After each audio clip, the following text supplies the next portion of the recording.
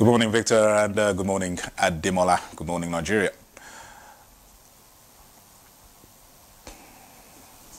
President Bola Tinubu has received a first briefing from the new Chief of Army Staff, Lieutenant General Waidi Shaibu.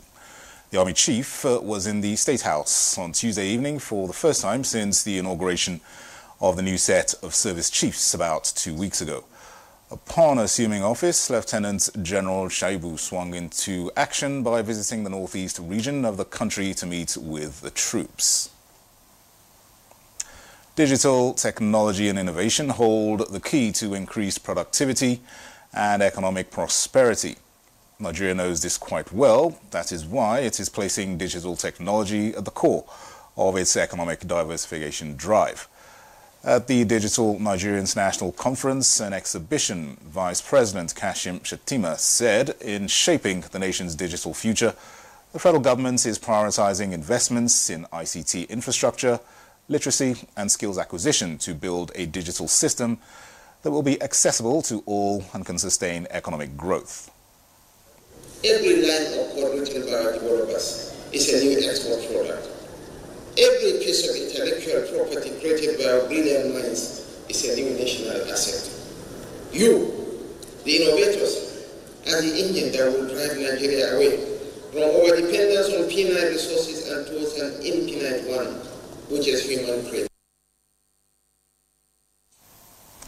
The Senate is working on legislation that proposes earmarking of excise duty on non-alcoholic, carbonated or sweetened beverages to the health sector. National Assembly correspondent Lami Ali reports that opinions were divided during the debate on the bill due to perceived implications. A major source of funding in our healthcare delivery system has been withdrawn, one as a result of policy of the Donald Trump administration and then as a result of donor party. What we should have done is to come with a motion, to draw the attention of the executive arm of government to make these adjustments. The House of Representatives is moving to tackle border security issues with the Ministry of Interior proposing a comprehensive national policy to address security challenges along the country's land borders. The proposal includes reviewing the ECOWAS Free Movements Protocol to curb cross-border crimes.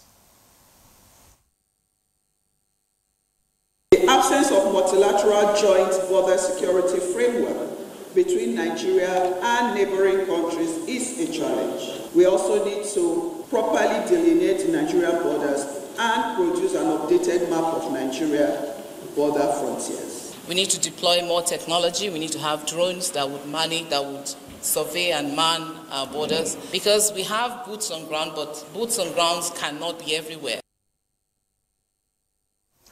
The quest for gender equity in Nigeria has reached a major milestone with the inauguration of the Senator Oluremi Tinubu Gender Center of Excellence at the National Institute for Policy and Strategic Studies, Kuru, in Plateau State.